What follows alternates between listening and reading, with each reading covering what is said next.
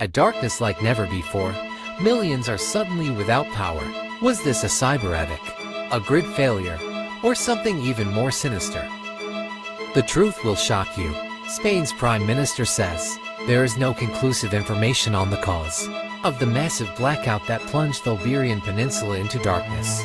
Spain, Portugal and parts of southwestern France have been hit by a widespread blackout at precisely 12:28 p.m. local time. Without any warning or gradual buildup, the entire electrical infrastructure serving Spain and Portugal collapsed simultaneously, creating instant chaos across both nations and sending ripple effects into southwestern France.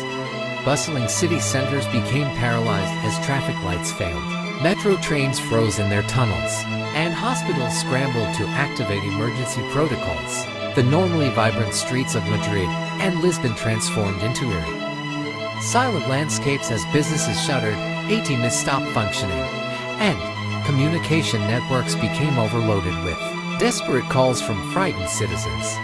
Government responses did little to calm growing public unease as officials struggled to explain how such a catastrophic failure could occur. In one of Europe's most developed regions, Spanish Prime Minister Pedro Sánchez appeared visibly shaken during a nationally televised address, admitting authorities had no definitive explanation for the collapse while simultaneously ruling out terrorist involvement, a declaration that seemed premature to many observers. Given the ongoing investigation, Portuguese leaders were similarly tight-lipped, with cybersecurity teams working through the night to analyze what many fear could be evidence of sophisticated digital sabotage. Disturbing reports began emerging from energy sector insiders about abnormal grid sensor readings in the moments before the blackout, with some technicians describing highly unusual voltage fluctuations that defied conventional engineering explanations.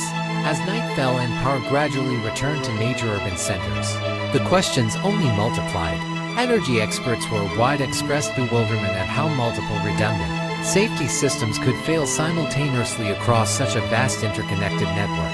Cybersecurity analysts noted an unusually high number of intrusion attempts on Portuguese grid systems in the hours preceding the blackout, while military observers reported and explained movements of specialized cyber warfare units in both countries.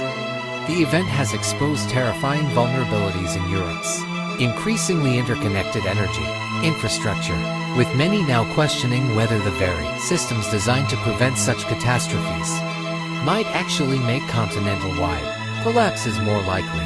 In homes across the affected regions, citizens are left wondering whether this was simply a once-in-a-century technical failure, or something far more sinister. No one knows the truth. What really happened? It is still unresolved mystery.